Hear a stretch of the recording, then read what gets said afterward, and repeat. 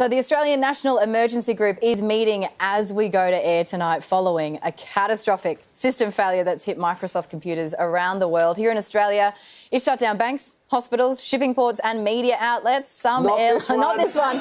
We're here. Some airlines have been forced to ground planes, with airports also affected. The outage occurred around 3 p.m, as Waleed said. It's believed a botched software update is behind the global chaos. Computers crashed, showing users what's now been dubbed the blue screen of death. If you've seen it, you know what I'm talking about. The National Cybersecurity Co-Coordinator, Michelle McGuinness, says that it relates to a technical issue and not a cyber attack. Microsoft says it's investigating an issue with its 365 apps and services. You may have noticed that Georgie just read a whole headline with no vision at all. Right. That's going to happen a lot tonight. Cybersecurity expert Ben Aylett is the host of the podcast West Coast Cyber and joins us now. Ben, what happened? Hi, guys. What happened? Yes. Well, happy Friday, right? It looks like we've had a software update pushed out, and this is from the, and the guys at CrowdStrike do a great job. Sometimes we trip up, and sometimes it's a big trip up. So it looks like this software has actually caused some problems for Windows workstations from what I'm getting so far. It's a quickly developing story, but it looks like we've had a software update that's caused Windows systems to break down and worldwide chaos. So this is like when you update something on your iPhone and then you can't get your contacts anymore, except this updated and shut down the world. That's what we're looking at. To put it crudely, yes. OK, great. Glad we clarified. Yeah, good. Because, Ben, what on earth is happening? How on earth could this be possible? Well, that's a good one. I think it's because, CrowdStrike being a good system, it's a good cybersecurity system. It's used throughout a lot of enterprise and corporate level accounts and customers. And, of course, everyday people like us, we depend on these systems to be available. And so when one thing goes down, it's sort of like a house of cards. Oh, my gosh. But this has grounded flights, has stopped public transport, shipping ports are down, banks are down. How is it possible that as a society we're just so reliant on this one system? How is it possible? I mean, it's just something that's convenient. It's something that's evolved over time, and it's something that's made life better until it doesn't. Yeah. It's not bloody convenient now. And we all know CrowdStrike now. It's true. Someone lost a job today, by the way. How much worse could this get, Ben? At the moment, it looks like that all we're suffering right now is just some systems not being available. So we're not looking at any permanent damage, so I don't think we'll be seeing any loss of data, so to speak. So it looks like just availability of systems. But it could get worse. We could see things like troves of data just disappear. Oh, excellent. Sorry, I thought it was just a convenience issue at this point. But so what do they do? Yes. Do they send up another update that then fixes the bad update, in which case how do any of the computers update when the computer that would download the update is not working to get the up? Do you understand what I mean about the update? We trust the update. I understand. And look, this is where we need to be really kind to our IT support people, because this is not a problem they caused, but it's one they've got to fix. So just be kind to your IT guys and girls. I mean, that's not a solution, but sure. All right. Hassan on IT, it's on you. Ben, thank you very much for your time. Anytime, guys. Sorry, I'm not coping. I'm not coping. And also that it's happening on a Friday afternoon when everyone's probably left. You'd have to get the IT people back. Maybe they'll be, has gone down to the pub as well. You know what I mean? Who knows how this is going to solve? It really did appear to be the end of times when this was happening this afternoon. Yeah. I mean, it was like the weirdest domino effect where it was like, I've still got a computer, blue screen. I've still got a computer, blue screen, blue screen, blue screen, blue screen. I know, it felt like that dystopian future that we've read about, and that it's coming, and all of a sudden it was like, oh, this is it. I've only got 2 cans of spaghetti in the cupboard. I'm down. I'm out. Yeah, it was genuinely extraordinary.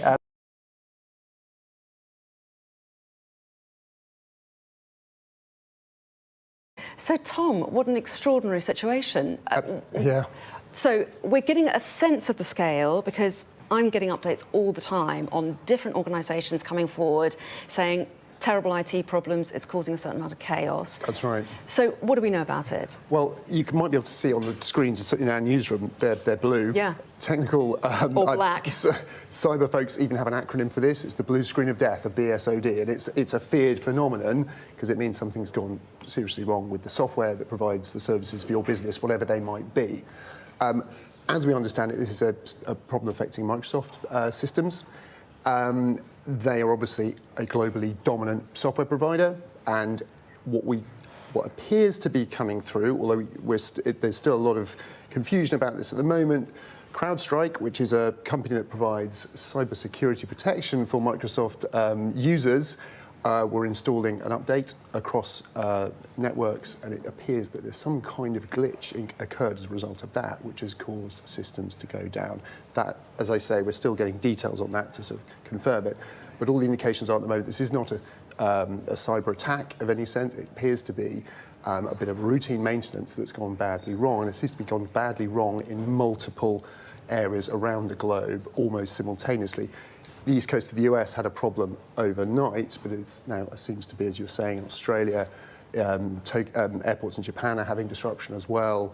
Other parts of Asia, Australia, including their broadcasters, as you were saying.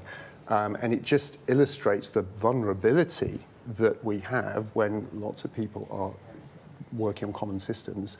That, to be fair, we don't notice. I mean, they're pretty complicated things. It's almost surprising these don't happen more often, but we are seeing a massive global outage and disruption to Microsoft. And how much are the companies themselves saying about this? Are Microsoft saying anything of this so antivirus system? All I'm seeing is sort of updates from technical engineers online talking about it. I don't think we've had any formal comment from these companies, but as soon as I get that, I will bring that to you. We had a statement from CrowdStrike, I believe, which I haven't got with me at the second. Yeah. I can bring it to you in a minute.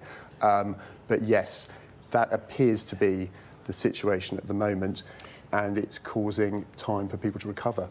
Interestingly, at airports, it seems the disruption is not because flights are troubled in any way. It's the display screen systems, for example, at Edinburgh Airport, and then check-in, scanning bags and check-in processes. So it's the sort of front of house stuff that's gone down, and the admin processes that's impacted that. Yeah. Yes, so people don't have to worry about the safety, I guess. It's just the practicality. I think that is clear, and as we know, in things like aviation, there is a lot more redundancy in those systems, and also, if it's not safe to fly, they just won't. So that's the situation there. But as I understand it, flights are not disrupted except because of getting people on and off aircraft. OK, and as you say, the information coming in all the time, of course, and trains also affected. But it's not just transport. There are also problems in the City of London as well. So let's cross live to our business presenter, Ian King, now. We can bring him in. Hi there, Ian. Great to see you in person there. We've made the technology work there. So what is the impact of this global IT outage there? Well, we've had some issues on the London Stock Exchange. Very early this morning, in fact, overnight, while the Asian markets were still open, there were issues with Workplace, which is a platform, a news and data service provided by LSEG, the London Stock Exchange Group, parent of the exchange. They told users that they were having some issues there. Users reported issues, and that certainly affected the ability of some market participants to obtain quotes and details on the foreign exchange markets. We then, around 7 o'clock our time, a message appeared on the London Stock Exchange website in which they said that they were having issues with RNS, which is the regulatory news service. It's the medium by which companies update the market with, for example, trading statements, results statements, news about directors and boardroom changes and so on. It's an absolute vital piece of the plumbing for the equity market here in London. And the exchange said that they were having issues there, technical issues that were preventing them from getting news and information up there. There doesn't appear, however, to have been an issue in terms of getting pricing data out. The market opened As usual, the equity market opened as usual at 8 o'clock. The FTSE 100 opened some 2/3 of 1% lower. In common with exchanges right across Europe, there's been a sell-off right across Europe. At the moment, probably pretty moderate. You're only talking about, as I say, 1/2 to 2/3 of 1% lower for most of the main equity indices here. The DAX in Germany, the CAC 40 in France, the MIB in Milan, they're all down by roughly the same sort of amount. But so trading appears to have got underway now, but what still appears to be a stumbling block is the ability of the exchange to get regulatory news service announcements up and running. And can you tell us anything about CrowdStrike, this company that we understand was launching an antivirus update? No confirmation of what has happened, but can you tell us anything about that company, Ian? Yeah, sure. I mean, this is a very, very big company indeed, Anna. I mean, it's listed on the NASDAQ in the United States. It's got a stock market valuation of around $83 billion. And essentially, it's a provider of cybersecurity services. It claims to be able to detect incoming attacks and enable the systems of clients to be able to sort of brace themselves against these attacks. The piece of software in question is something called Falcon Sensor, apparently, and there was an upgrade to this service going on overnight, and it appears in particular to have hit Microsoft.